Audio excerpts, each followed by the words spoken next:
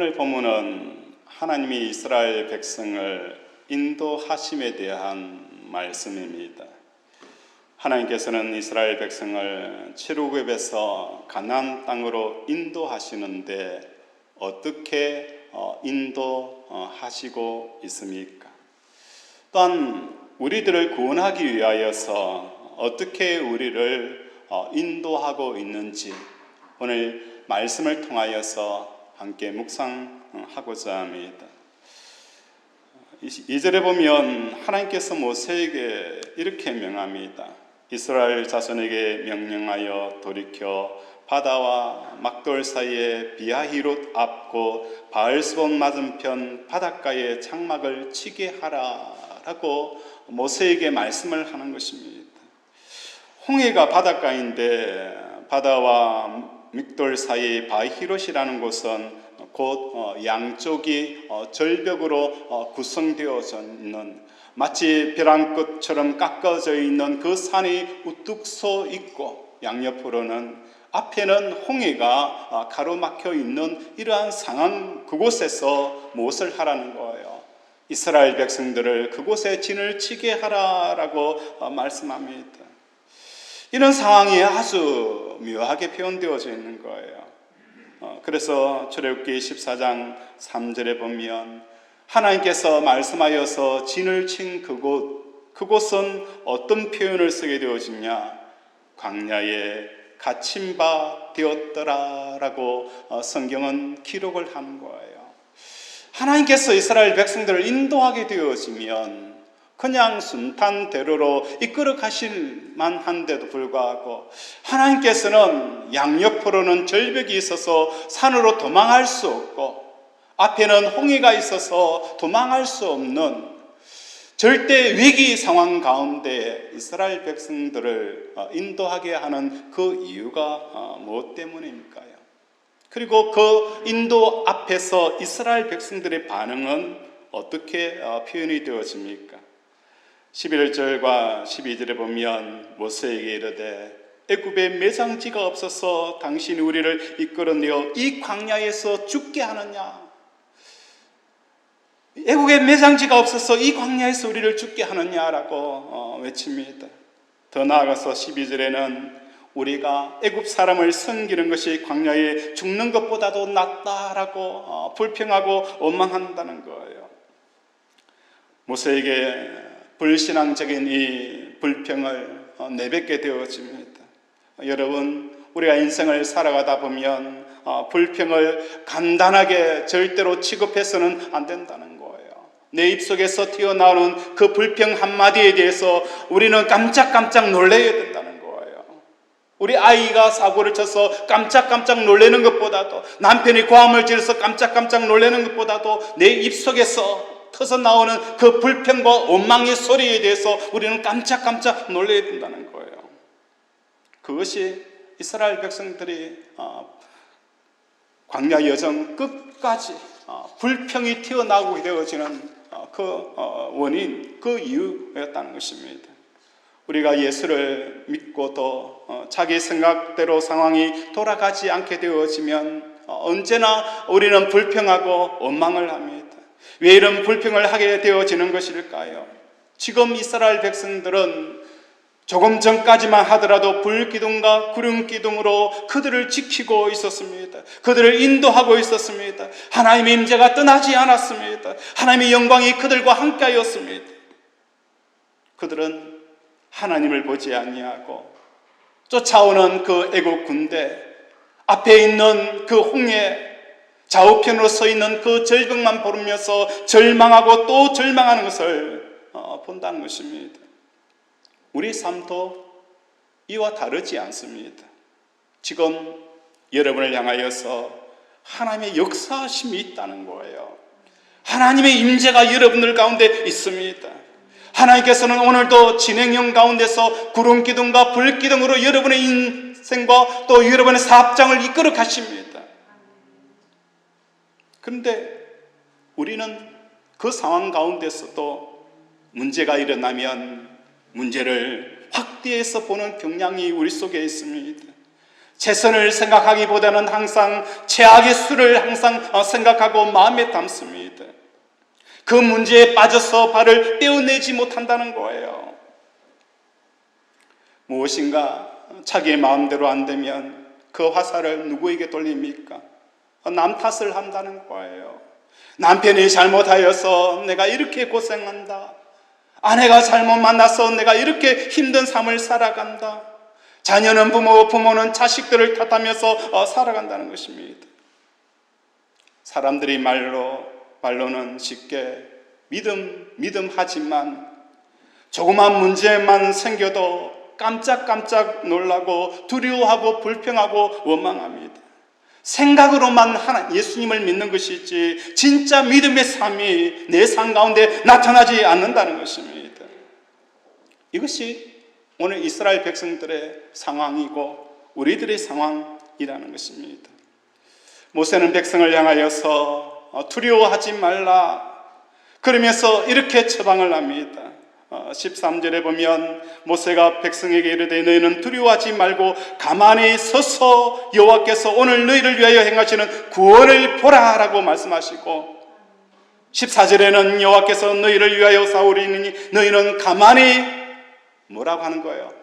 있을지니라. 너희는 가만히 있을지니라 라고 말씀을 한다는 거예요. 여러분, 가만히 있으라라는 이 말의 의미는 무엇을 말하는 것입니까? 앞뒤로 나를 몰아붙이는 위기의 상황이 주어져 있습니다. 가만히 있는 그 결과로 전무후무한 하나님의 그 놀라운 활동들이 일어나게 하는 것이 뭡니까? 가만히 있는 그 상태가 되어질 때에 하나님께서는 전무후무한 활동들이 일어나게 되어지면서 홍해가 갈라지고 좌우편에 그 물살이 벽처럼 이루어지며 또한 쫓아오던 애국 군대가 수장되어지고 이스라엘이 구원을 받게 되어지는 그 놀라운 역사가 일어나게 한 것은 뭡니까? 너희는 가만히 있어라. 이 자세를 취하게 되어지니까 이스라엘의 구원의 역사가 일어나게 되어졌다는 거예요. 하나님의 가만히 있어라는 말을 듣고 서민들이 가만히 있게 되어져서 나타나는 이 놀라운 일, 홍해의 기적이 일어나며 우리의 원수 대적 애국 군대가 멸망하게 되어지며 우리가 구원을 받는 이런 놀라운 역사는 어디서부터 시작되어지는 거예요? 너희는 가만히 있는 이 자세에서부터 시작되어진다는 것을 우리에게 말씀합니다. 오늘 우리 상황과 형편이 어떻습니까? 사업 때문에 마음이 이리 분주하고 저리 분주합니다. 자식의 문제 때문에 내 마음이 오늘도 걷잡을 수 없고 안정성이 없고 이리저리 우왕좌왕거리고 있는 내 모습, 여러 가지 문제 앞에서 내 마음이 조금도 안정적이지 못한 그 상황 가운데 하나님께서 말씀합니다. 너희는 가만히 있어라. 너희는 가만히 서 있어라 라고 우리에게 말씀을 하는 거예요. 그렇다면 가만히 서 있을 수 있는 그 길은 어떤 것일까요?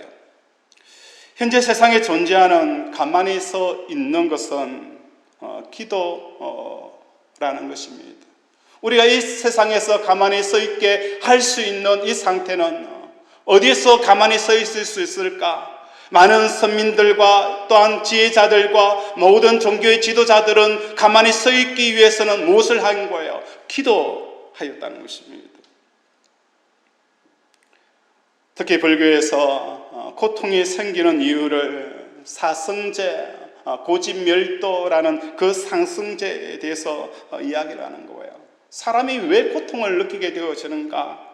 그것은 고통이라는 것은 무엇인가 집착하기 때문에 생겨난다라고 말씀하는 거예요. 이 세상 일 중에 나쁜 상황에 마음이 빼앗기게 되어지면 우리는 어떤 것으로 표현이 되었습니까?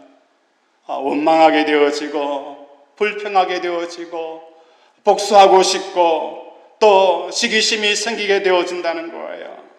또 우리가 세상 상황에 좋은 상황에 마음이 뺏기게 되어지면 소원을 갖기도 하고 꿈을 갖기도 하고 모든 그러한 집착에서 우리가 살아가게 되어지는데 그 집착이 우리에게 고통을 가져다 준다는 거예요. 이 고통에서 해방되어지고 가만히 서 있기 위해서는 다른 종교에서는 무엇을 하는 거예요? 선을 하기도 하고 단 훈련을 하기도 하고 명상이라는 것을 하기도 한다는 것입니다.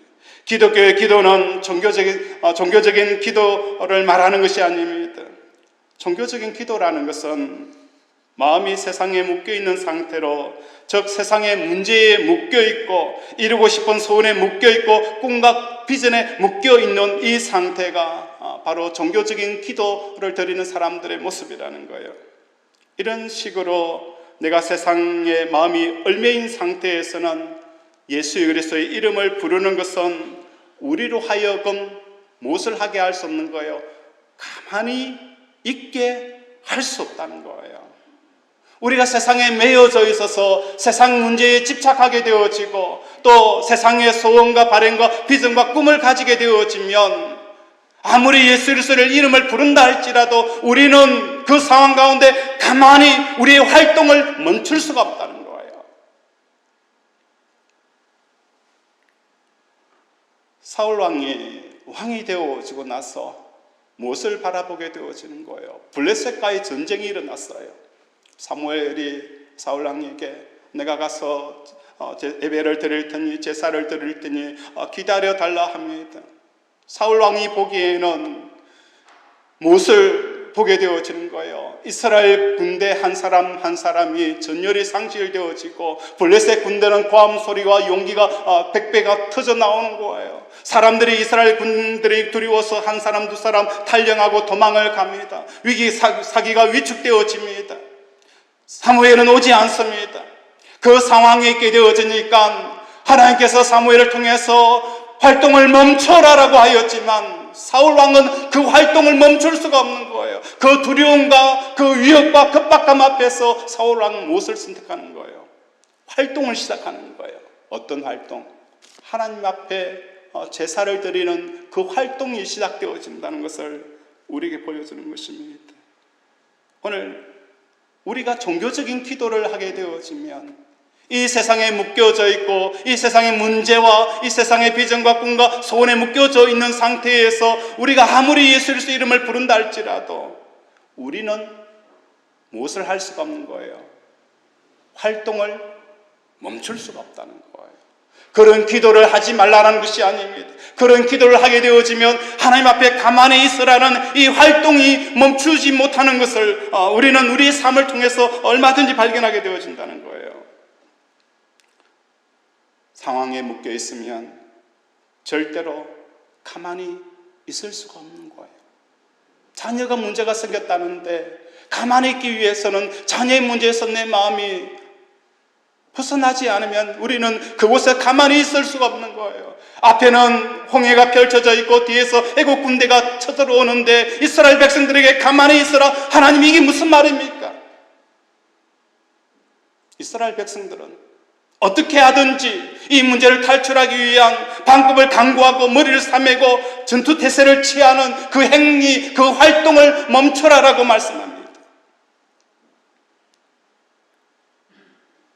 참된 기도는 오늘 본문에서 보는 것 같이 애국 출애굽 이후에 홍해와 애국 군대 사이에 마치 샌드위치처럼 상황 가운데 위급한 상황 가운데 있을 때에도 그 어떤 대상보다도 무엇을 하라는 거예요? 하나님이 더 크신 분임을 믿고 인정하고 그 부분을 바라보는 것이 뭡니까? 바로 잠잠히 기다리는 그 기도. 이것이 바로 우리가 하나님 앞에 올려드려야 될 기도라는 것을 우리에게 말씀합니다. 내 눈앞에 펼쳐지고 내 귀에 들려오는 이 땅 위에서 급박한 현실에서 우리의 마음을 뺏어서 어떻게 해요? 하나님 앞에 드리는 이 기도가 뭡니까? 너희는 잠잠히 서 있으라는 그 기도라는 것을 우리에게 말씀을 하는 것입니다. 어떻게 가만히 있을 수 있을까? 이 급박한 상황, 이 위협의 상황, 우리 인생이 파손할 이 상황 가운데 우리가 어떻게 가만히 있을 수 있을까? 우리 주님께서 우리에게 기도를 가르쳐 주셨습니다.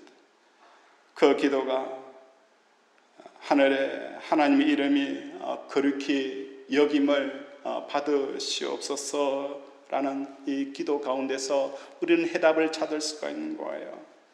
하나님의 이름이 거룩히 여김을 받는다. 여기서 이름이라는 것은 무엇을 말하는 거예요? 존재라는 거예요. 존재. 하나님의 이름이 거룩히 여김을 받는다라는 이 표현은 무엇과 같은 것입니까?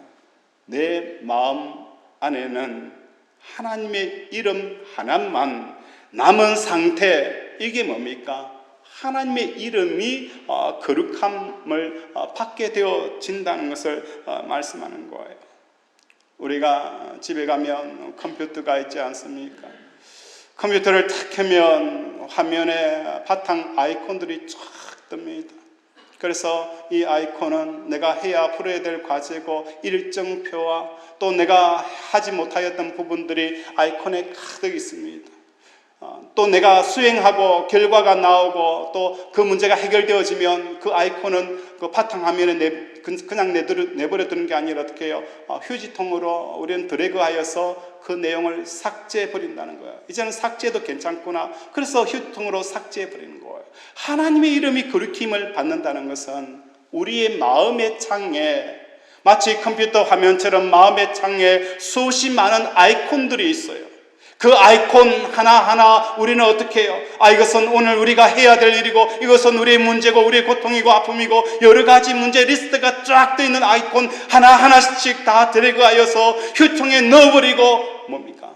오직 하나님의 아이콘만 내 마음의 창에 떠 있게 하는 것이 뭡니까? 하나님의 이름이 거룩히 여김을 받게 되어진다는 거예요. 오늘 하나님의 이름이 내 마음의 창에 오직 하나, 그 하나님만 남도록 우리는 지우는 작업들을 이루어 나가야 된다는 거예요. 그렇게 하기 위해서는 우리는 어떻게 해야 됩니까? 절규하는 기도를 해야 되고 선포하는 기도를 해야 된다고, 또 십자가를 붙들면서 우리는 세상에 매여 있는 나 자신을 십자가를 통해서 끊는 그러한 기도를 하여야 된다는 거예요.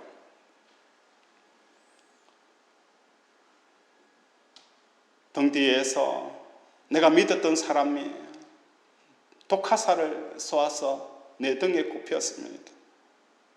내가 그렇게 믿었던 사람이 배신하여서 등에 독화살을 꼽았습니다. 그러면 여러분은 어떻게 합니까? 독화살을 꼽혀있는 그 상황을 보면서 내가 저 사람한테 얼마나 잘해줬는데, 내가 그렇게 지를 생각해 줬는데 어떻게 나한테 이렇게 배신을 하고 독화살을 내 등에 쏠 수 있을까? 우리는 그 독화살을 몸에 꼽은 채 묵상하는 거예요. 나는 저 사람은 왜 저럴까? 남편은 왜 저럴까? 아내는 왜 저럴까? 내 주위 사람들은 왜 이럴까? 나는 왜 이렇게 이런 삶밖에 살아가지 못할까? 이렇게 복 없는 삶을 살아가느냐?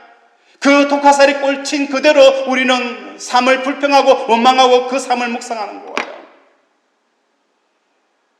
우리가 변화되지 못하는 이유, 내가 불행한 이유, 내가 늘 슬픔에 차여 있는 이유, 바로 여기에서부터 시작되어진다는 거예요. 내가 믿었던 사람이 독화살을 등에 쏘더라도 우리는 어떻게 해요? 그 독화살을 빼내어야 되는 거예요. 그래서 그 사람이 죽게 되어지는 것은 골마서 독이 퍼져서 결국은 죽게 되어지는 거예요. 오늘 우리 속에, 우리의 마음창에 있는 이 불평의 문제, 원망의 문제, 그냥 내버려 두어서는 안 되는 거예요. 신앙생활을 하면서 내가 예수 믿으면서 언제까지나 이 불평의 문제를 그냥 내버려 두는 거예요. 화살에 꽂힌 채 살아갑니다. 두려워해야 됩니다. 내 입술에서 불평하면은 이 톡 한마디 내뱉는 말, 남편을 탓하고 아내를 탓하고 자식을 탓하고 사회를 탓하고 상황을 탓하는 이 불평 한마디 그냥 내버려 둬서는 안 됩니다. 뽑아내셔야 됩니다. 심각하게 받아들여야 됩니다. 그냥 그대로 내버려두면 여러분이 영원히 죽습니다. 그래서 기도라는 것은 무엇을 말하는 거예요? 내 속에 있는 이 원망과 불평과 부정적인 것, 회의적인 것, 절망적인 것, 이것은 우리가 어떻게 하든지 기도로 뽑아내는 저와 여러분이 되어줘야 되는 거예요. 교회 나와서도 기도하고 산에 나가서 부르짖으며 기도하고, 그것도 안 되면 육교 위에 서서 떠나가라 떠나가라라고 우리는 외쳐야 된다는 거예요. 어느 목사님은 자기 마음속에 있는 이 음란의 죄가 있어서 그 육교 위에 서서 사람들이 왕래하는 그곳에, 아무도 없는 그곳에서 밤에 고래고래 고함을 지르면서 나사렛 예수 그리스도의 이름으로 명하노니 음란의 영은 떠나갈지어다, 내 속에 있는 죄가 떠나갈지어다 라고 피 터지게 부르짖었다는 거예요. 오늘 우리 삶도 마찬가지입니다. 내가 함부로 툭툭 내뱉는 이 불평과 절망의 소리 뽑아내셔야 됩니다. 뽑아내는 저와 여러분이 되어지기를 원합니다. 그것이 하나둘 우리의 마음창에서 사라지고 휘성에 제거되어지고 하나님 아이콘만 남게 되어져서 그 하나님 아이콘을 드릴까 하는 순간 우리는 무엇을 만나게 되어지는 거예요? 우리 삶 가운데 역사하시는 실제적인 하나님을 만나는 역사가 일어나게 되어진다는 거예요. 오늘 우리 사랑하는 콘서트들이 우리 영혼이 잠잠히 하나님을 바라는 저와 여러분이 되어지기를 원합니다. 어떤 상황 가운데서도 내 마음의 창에는 오직 하나님의 이름이 그렇게 여김을 받도록 내 속에 있는 원망도 지우고 불평도 지우고 절망도 지우고 우울함도 지워서 하나님만 내 속에 남도록 우리는 기도하고 부르짖기를 원합니다. 우리 찬양하면서 함께 나가기를 원합니다. 나의 영혼이 잠잠히 하나님을 바라며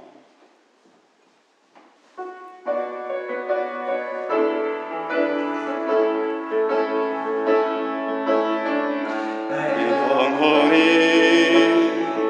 잠잠히 하나님을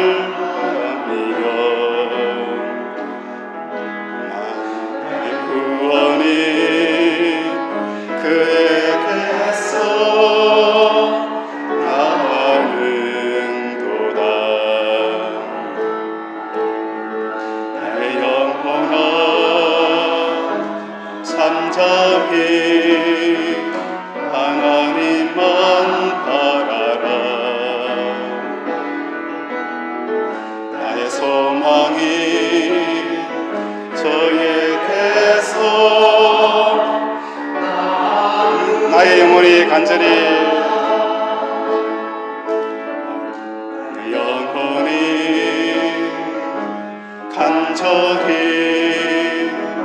여호와를 갈망하며 나의 입술이 여호와를 찬양하리. 나의 영혼이 즐거이 여호와를 따르리니 나의 평생에 여호와를 송축하리. 오직 주만이 나의 반석 나의 구원 예수니. 오직 주만이 나의 산소 내가 여금치 아니하리.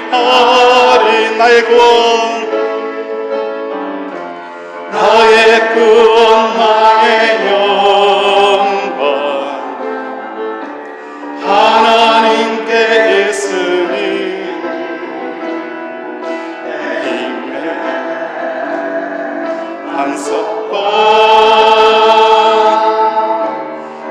상처 대신에 오직 주만이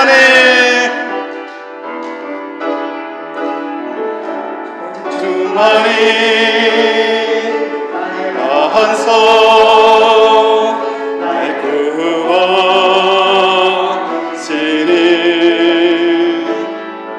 오직 주만이 나의 산소 내가 요동치 아니하 오직 주만이 나의 반석 오직 주만이 나의 반석 나의 구원이시니 오직 주만이 나의 산성 주만이 나의 산성 내가 요동치 아니하리.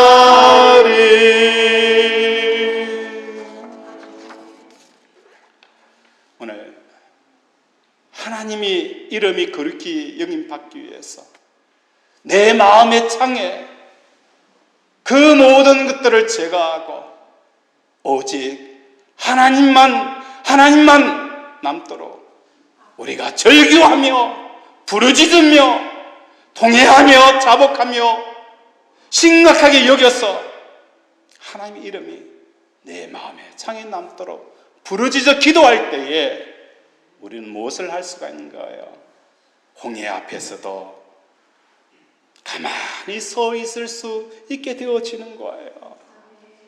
홍해 앞에서도 애굽의 군대가 쳐들어오더라도 우리는 가만히 서서 하나님의 활동하심을 기다릴 수가 있게 되어지는 거예요.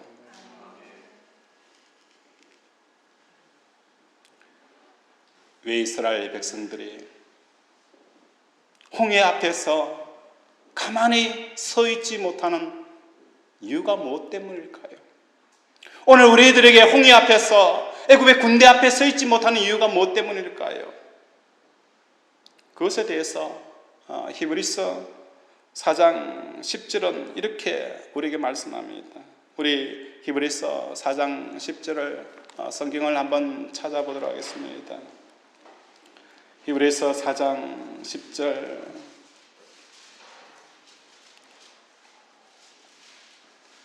함께 읽겠습니다.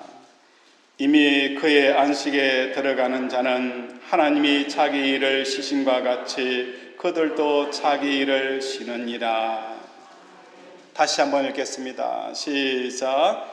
이미 그의 안식에 들어가는 자는 하나님이 자기 일을 쉬심과 같이 그들도 자기 일을 쉬느니라.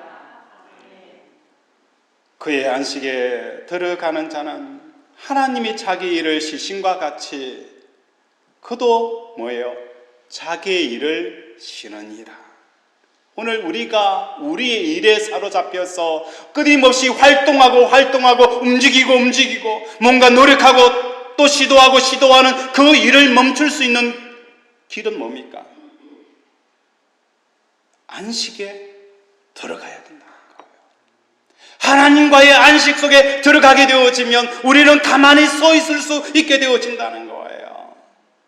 내가 활동을 멈추지 못하는 이유는 무엇 때문입니까? 내 마음이 이렇게 조급한 것은 왜 그렇습니까?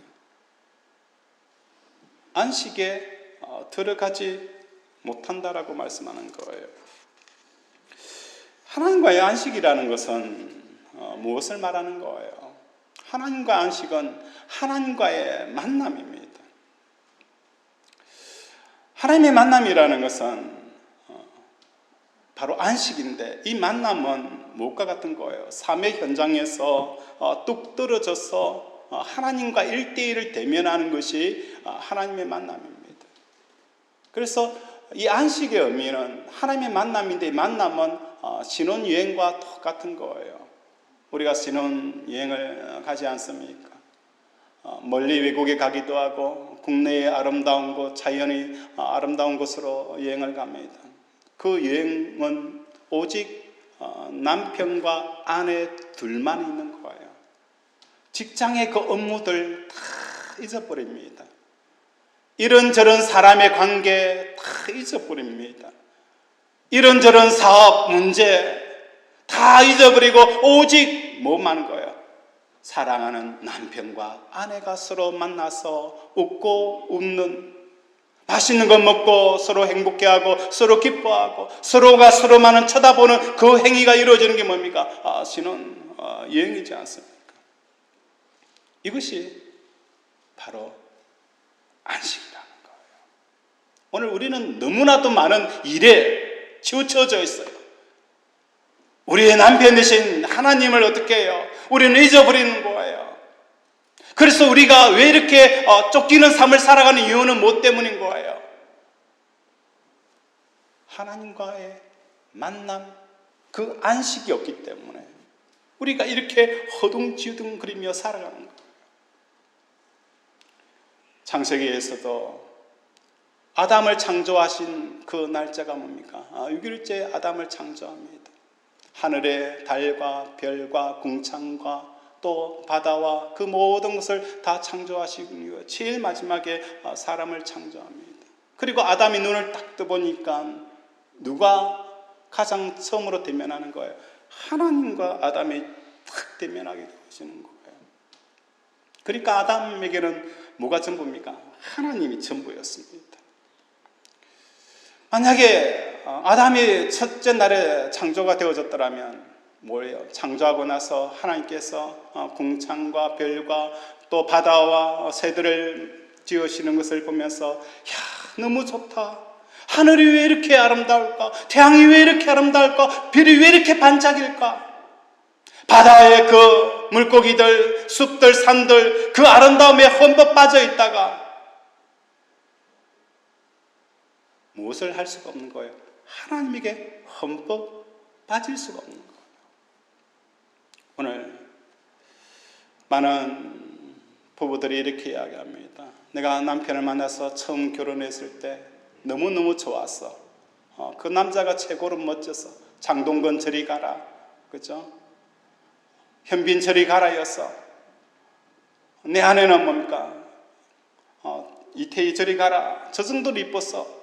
그런데 결혼하고 10년이 지나고 20년이 지나면 그 마음이 하나둘 사그러지는 거예요. 왜 그렇게 되어질까? 나이가 많이 들어서 늙어서 그렇다는데 그게 아니에요. 우리가 세상의 아름다운 맛들을 너무너무 많이 보아서 우리의 마음의 미각이 둔하여졌다는 거예요. 자식을 낳아서 자식 맛을 봅니다. 그 자식의 맛을 느낍니다. 또 사업을 해서 사업의 성공을 통해서 돈을 많이 벌고 사람들이 나를 인정해 줍니다. 나를 알아줍니다. 내 한마디 앞에 먹혀갑니다. 그 맛에 맛이 들어서 가는 거예요. 또 명품백을 사고 또 온갖 좋다는 것에 그 맛이 들려지고 동창회 나와서 친구들과 수다 떠는 그 맛에 빠지게 되어지니까 남편만 바라봤던 그 맛이 다양한 다른 맛으로 길들여져 버리니까 남편을 보더라도 시큰둥한 거예요. 하나님과도 마찬가지입니다. 우리가 하나님과의 만남을 그렇게 사모하지 못하는 이유가 무엇 때문인 거예요? 하나님의 만남을 그렇게 빵빵 뛰며 기뻐하고 즐거워할 수 없는 그 이유가 무엇 때문인 거예요? 우리의 미각이, 우리의 마음의 미각이 세상의 아름다운 것으로 맛있는 것으로 길들여져 버렸기 때문에 하나님에 대한 사모함이 우리 속에 없다는 거예요. 미식가들이 음식의 맛을 볼 때에 어떻게 하는 줄 아십니까? 음식의 맛을 탁 먹고 소화를 시킵니다. 그리고 나서 다음 음식을 먹기 위해서는 어떻게 해요? 화장실로 달려갑니다. 화장실로 달려가서 조금 전에 먹었던 그 모든 것들을 어떻게 해요? 화장실에 토해내고 입을 헹구고 다시 그 음식을 맛을 보게 되어진다는 거예요. 오늘 우리가 하나님의 그 미각을 회복하기 위해서는 이때까지 세상의 아름다운 것, 너무나도 귀하게 맛보았던 그 모든 맛의 미각들을 지우지 않으면 하나님의 그 아름다운 맛을 우리가 볼 수가 없다는 거예요. 하나님을 먹는다라는 이 표현이 어떻게 보면 좀 불경건스럽게 들립니다. 그런데 조그만 이해를 하게 되어지면 하나님이 먹는 게 뭔지를 알 수가 있어요. 우리가 음식을 먹게 되어지면 그 음식이 우리의 위 속에 들어가 있지 않습니까? 그때 우리는 뭘 했다는 거예요? 음식을 먹었다. 짜장면을 먹었다. 잡채를 먹었다. 라는 것은 위 속에 음식이 들어가 있는 상태가 뭐예요? 먹었다라는 표현인 거예요. 하나님을 먹는다는 것은 우리의 마음 속에 누가 들어와 있는 거예요? 하나님이 들어와 있는 상태가 하나님을 먹는 거예요. 우리의 마음속에 하나님이 들어와 있어서 그 포만감이 차 있게 되어지면 우리는 하나님을 먹었다라고 표현을 하는 거예요. 오늘 우리 사랑하는 권속들의 삶 가운데 안식 속에 들어가기를 원합니다. 하나님을 먹고 하나님으로 배부는 저와 여러분이 되어지기를 원합니다. 세상의 아름다운 그 미각들, 자식의 맛들, 명품의 맛들, 성공의 맛들, 돈 맛들, 출세한 맛들을 다 지워야 되는 거예요. 토해내야 되는 거예요. 그렇지 않으면 하나님의 맛을 볼 수가 없는 것입니다. 시편 34편 8절에 보면 너희는 여호와의 선하심을 맛보아 알지어다. 너희는 여호와의 선하심을 맛보아 알지어다 라고 말씀하는 거예요. 하나님의 선하심을 맛보게 되어지면 내 인생을 인도하시는 하나님, 그 선하심을 맛보게 되어지면 하나님이 멈춰라! 우리의 모든 활동을 멈추게 되어지는 거예요. 하나님의 선하심을 맛보지 못하니까 오늘도 홍해 앞에서, 애국 군대 앞에서 어쩔 줄 모르고 우왕좌왕거리고 쫓겨다니며 두려워하며 방방거리며 절망하고 불평하고 원망하는 이유가 뭐 때문인 거예요? 하나님의 선하심을 맛보아 알아야 되는데 이미 세상 맛에 길들여져 있는 내 모습을 보고 오늘도 내 속에 있는 하나님 외의 모든 것들을 토해내는 우리의 마음의 미각을 정결케 하는 저와 여러분이 되어져야 되는 거예요. 그래서 성령님, 오늘도 성령님이 임하여 주셔서 내 마음의 미각을 하나님 외에 다른 것을 인식하지 아니하도록 도와주십시오. 사도 바울은 너희는 할례를 행하라. 할례는 마음에 행할지니 이 마음은 오직 하나님만 받아들일 수 있도록 우리의 표피를 제거하여서 세상은 들어오면 거부 반응을 일으키고 하나님만 들어오면 기쁨과 즐거움으로 반응할 수 있는 이 마음의 할례를 행하는 저와 여러분 되어지기를 원합니다. 결론적으로 말씀을 드립니다. 하나님께서 이스라엘 백성들을 이끌어 가실 때에 그 이끄심에 대해서 우리는 참 많은 질문을 할 수 있습니다. 애굽에서 나와서 가나안 땅으로 가라. 젖과 꿀이 흐르는 땅으로 가라. 그래서 하나님께서 가나안 땅을 인도하구나라고 생각하고 그 말씀을 쫓아가는데 40일이면 갈 수 있는 그 길을 40년이라는 그 기간을 두고 이스라엘 백성들을 광야로 헤매게 하였다는 것, 이것을 보면서 우리는 무엇을 생각할 수 있는 거예요? 아이에게 이 수학 문제를 가르쳐 줍니다. 가르쳐 주면 또 틀려요. 또 어떻게 해요? 다시 가르쳐 주는 거예요. 꿀밤을 때리면서 또 가르쳐 주는 거예요. 또 틀리면 또 가르쳐 주는 거예요. 이게 저만 느끼는 감정일까요? 40년 동안 광야로 돌아다니면서 그들이 돌게 되어지고 또 들은 것은 하나님께서 이스라엘 백성들을 이끌으시는 것은 단순히 젖과 꿀이 흐르는 그 가나안 땅만을 이끌기 위해서가 아니라는 것을 깨닫게 되어지는 거예요. 오늘 하나님께서 우리를 인도하심이 단순히 우리가 생각하는 그 가나안 복지, 그것만으로 우리를 이끌기 위해서 이렇게 광야로 인도하는 게 아니잖아요. 가나안 땅에서 나오는 젖과 꿀의 땅의 소산을 먹게 하는 것보다도 무엇을 하게 하는 거예요? 하나님, 영의 양식을 우리에게 먹게 하는 거예요. 영의 양식의 맛이 길들여지도록 우리를 광야로 돌리는 거예요. 가나안 땅의 양식이라면 40일 만에 그곳에 들어가서 젖과 꿀을 먹게 하였을 거예요. 이 땅이 전부였던 우리라면 그 가나안 땅은 40일 만에 들어갔을 거예요.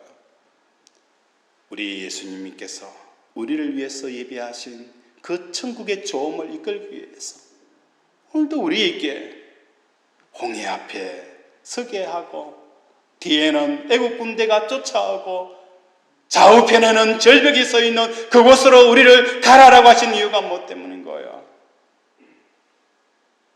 우리의 영혼이 영의 양식, 내 살과 내 피, 그 하나님을 우리의 마음에 먹도록, 그걸 통해서 영생하도록, 이 기쁨을, 나에게 느끼는 이 기쁨을 너희도 함께 기뻐하기를 원하는 이 기쁨으로 우리를 초대하고 있구나 라는 것을 깨닫게 되어지는 거예요. 우리 사랑하는 권속들이 가만히 서 있는 이 삶의 자세를 취하기를 원합니다. 가만히 서 있는 이 삶의 자세, 그걸 통해서 오늘도 풍성한 복을 받아 누리는 저와 여러분이 되어지기를 주님의 이름으로 축원을 드립니다. 말씀을 생각하면서 함께 기도하겠습니다. 너희는 가만히 있었어 라고 말씀합니다. 오늘도 우리는 가만히 서 있을 수 없는 상황입니다. 하나님에게 문제가 있는 것이 아니라 나에게 문제가